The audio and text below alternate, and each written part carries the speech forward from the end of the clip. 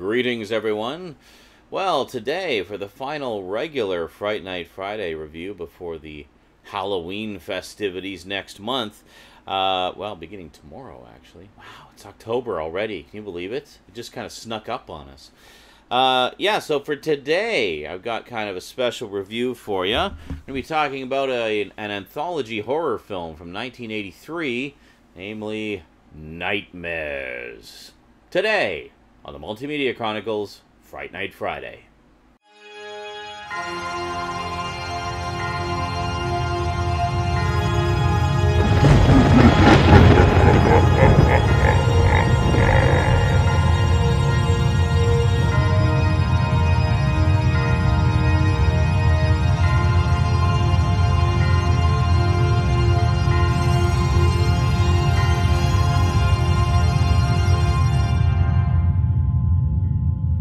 Welcome back. Now, when I was a kid, I remembered seeing the trailers for this, and I thought it looked pretty cool because one of the stories in this involves video games. And of course, being a kid in 1983 and at the dawn of video games, I was all over that, so I really wanted to see it. But it wasn't actually until several years later that I finally saw it. I think I actually rented it when I was living in Selkirk, Manitoba. Just rented the VHS of it and finally checked it out. And really enjoyed it, actually. I do love some anthology horror, as you know. Love the old Amicus horror movies from the 70s and a lot of the other ones that have cropped up over the years. But, yeah, so liked this one a lot, actually. And revisiting it now was interesting because for the longest time, I had vaguely remembered bits and pieces of some of the stories in this, but I couldn't remember what movie it was. Now, I remembered that I had seen Nightmares, but I didn't remember that that was the one I was remembering these bits and pieces from. To be fair, I saw the trailer a few times when I was a kid, and then only actually saw the movie once, way back in, the early 90s sometime. So what we have here is 4 individual stories. Now, unlike other anthology films that kind of have a bridging story that loosely connects them together, this one does not. It's a true anthology film in that it has 4 unconnected stories just individually. And they all run about the same amount of time. I almost wonder if this was meant to be the pilot for a TV show or something, because they're all like exactly 25 minutes long. So first up we have Terror in Topanga, which is a story of a deranged madman has escaped from the mental asylum and is running amok in a small town. And we have Christina Rains as a chain-smoking homemaker, basically a chain-smoking housewife, who runs out of cigarettes. And we hear on the news that this killer's on the loose and not to leave your home until they find him. So she runs out of cigarettes, needs to go to the store. Her husband is just like, just stay home, stay home. And this is one of the things I remembered, actually, from way back when I saw it, was she of course, goes to the store, but she leaves her husband a note saying, non-addicts don't understand. And I'm like, well, as a smoker myself, I completely agree. That is so true. So she heads off into the night to get her cigarettes, just to stop by a gas station on the way, at which point she meets up with the gas station attendant, who comes out to see if she needs any help. And the gas station attendant is played by William Sanderson, veteran character actor. You totally know who he is, by the way. You may know him from Newhart, which is a pretty famous role for him, where he was Larry with the 2 Daryls as his brothers. Hi, I'm Larry. This is my brother Daryl. This is my other brother Daryl. You may also know him from one of my all-time favorite movies, Blade Runner, where he played J.F. Sebastian. So he is a wonderful actor. I mean, he can play anything from sweet and innocent to downright creepy. And in this one, downright creepy. So it's made very obvious that he may actually be the deranged madman on the loose, and she's very reluctant to let him help her and such. And how that plays out, well, you'll have to watch the movie and find out. But it's very good, very tense, straightforward, very simple, but very tense opening story. So next up, we have a very young Emilio Estevez in a story entitled The Bishop of Battle. Now, this is the video game one I was talking about. So he plays a young video game guru, basically, just really good at video games. Now, you gotta understand, this is 1983. This is like right before the big video game crash. So up until that point, video games were all the rage, just huge, huge things, just taking the world by storm. So naturally, and when they made this movie, they wanted to do something related to video games to kind of, capitalize on that. They could have had no way of knowing that the entire the bottom of the video game market was about to fall out, and we'd have the big crash of 1983. But yeah, so anyway, the Bishop of Battle. So we got Emilio Estevez, who's basically this young guy. I swear he looks like he's about 16 in this. I couldn't believe it. But he's obsessed with this video game called The Bishop of Battle. It's this relatively new game that appeared at the local arcade, and it's basically a light gun game, like a shoot-'em-up game, and the whole idea is there's 13 levels, each one progressively more difficult. Nobody has ever made it to level 13. He's heard rumors that somebody, somewhere made it to level 13, but it's unsubstantiated. It could be just a rumor, somebody blowing smoke.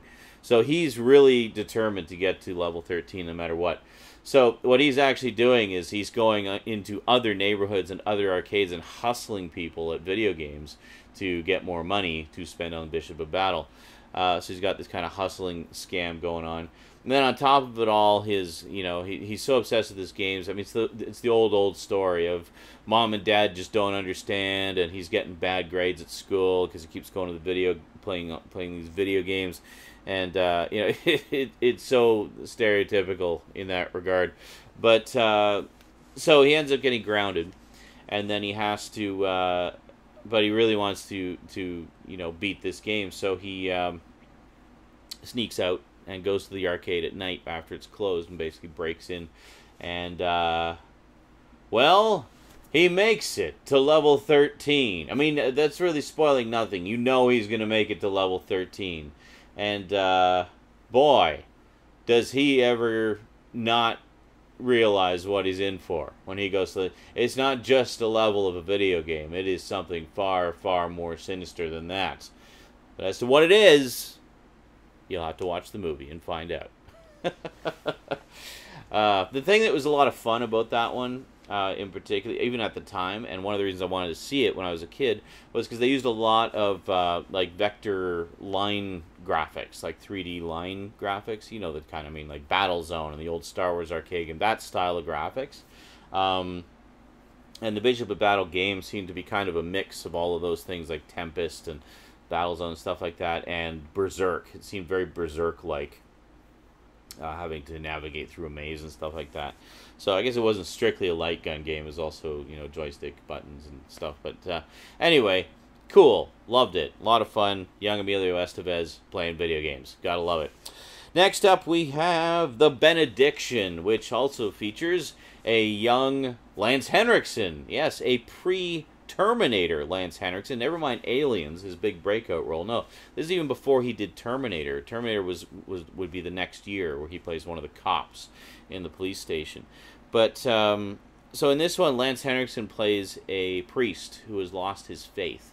There's a family that's lost their young son, and they're grieving, and they need counseling from their priest. But that incident has kind of put a sour taste in his mouth, and he's like, well, I can't believe in a God that would allow a child to die, blah, blah, blah. And he's having a crisis of faith, essentially. So rather than just kind of deal with it, he chooses to just go on the run, just to abandon his parish and leave and just go on the road. He's going to head to the next town over and try to start over again. But as he's driving, there's this black pickup truck, like this big, monstrous black pickup truck that keeps showing up everywhere he's going.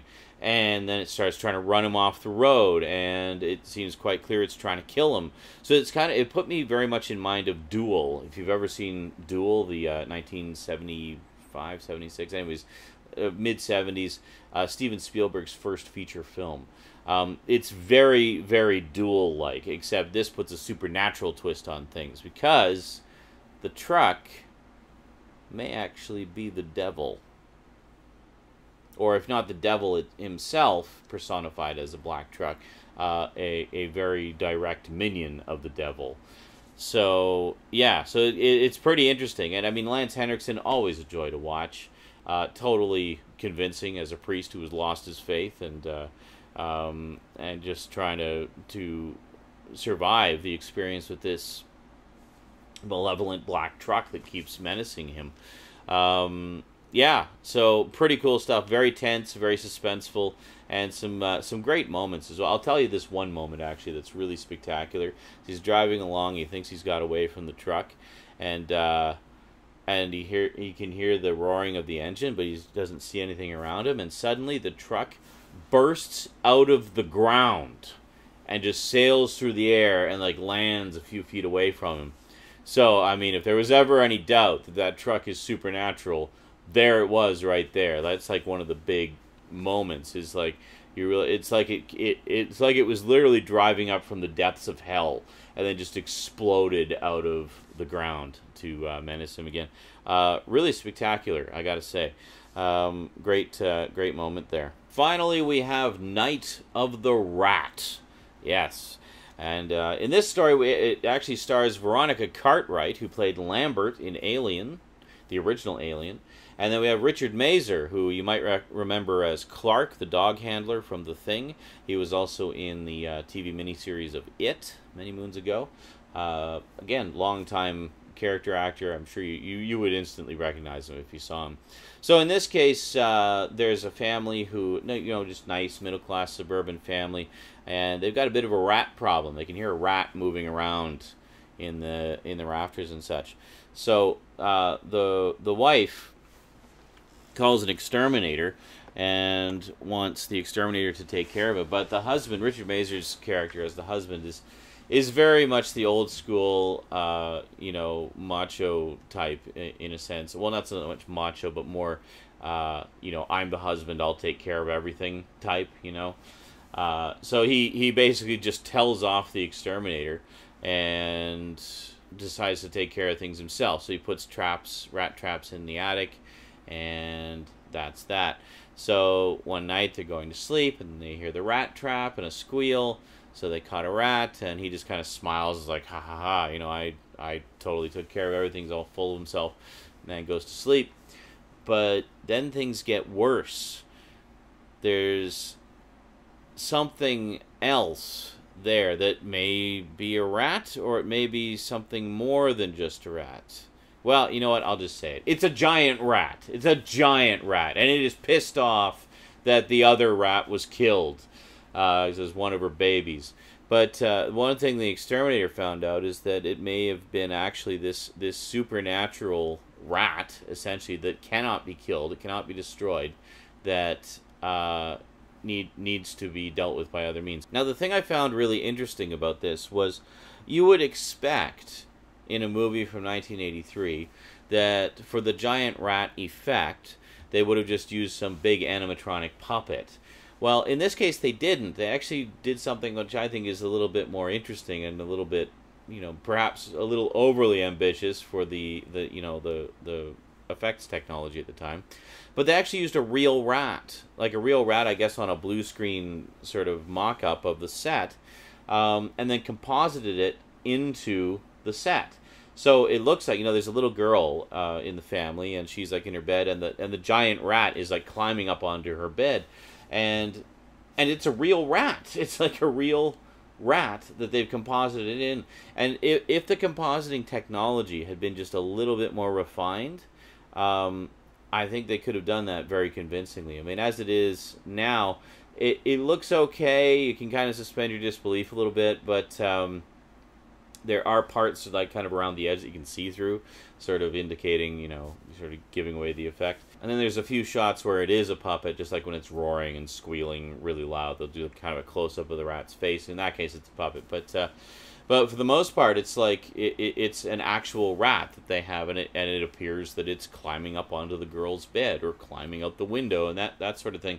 So I just thought that was an interesting choice from an effects perspective, that they decided to go that route rather than, doing it another way. I guess technically speaking it would be cheaper too, because then you just need a rat from the pet store and a little blue screen mock-up of the set to more or less match where things are in the room. So yeah, that's pretty much it in a nutshell for Nightmares. As I said, there's no bridging story. It's just those 4 individual stories. But yeah, a really fun anthology horror movie. This is a great little addition from Scream Factory. It doesn't have much in the way of extras. It's got the theatrical trailer.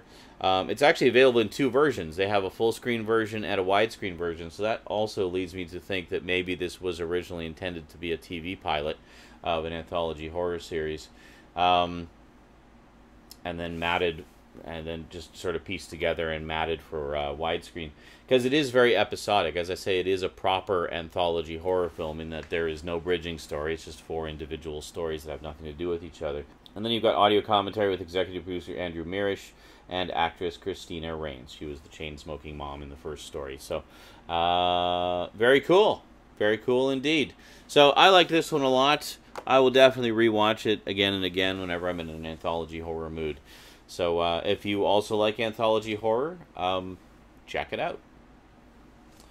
Well, I guess that is it for this Fright Night Friday, but certainly not it for the horror fun, because tomorrow, well actually tonight at midnight, Pacific time, by the way, is when the fun begins. We'll begin with a look at the new horror set, like the new Halloween set, rather, and a little preview of what you can expect of what's to come. And that's it. The preview covers most of the stuff that's coming, but there's other stuff as well that I didn't quite fit in there. But, I mean, we've got to have a few surprises anyway, right? Plus, I'll just be kind of adding random things throughout the month anyway, so I figured, well, we'll just do the stuff that I've planned, and then, you know, the surprises will be surprises. But, yeah, so good stuff. So look forward to that. Halloween fun begins at midnight tonight. Alrighty. Quick thank you to my Patreon sponsors. Thanks, Patreon sponsors. Love you guys and gals. You're awesome. Big thanks to Kyle Pellegrini and Get Your Gorgeous On, my 2 highest level sponsors. Thank you very much for the support, guys. Really appreciate it. You're helping to make the dream reality. Alrighty, that is it from me to you for now, but I'll see you again very, very soon as we begin the Halloween festivities here on the Multimedia Chronicles. Until then, thanks for watching, and sayonara.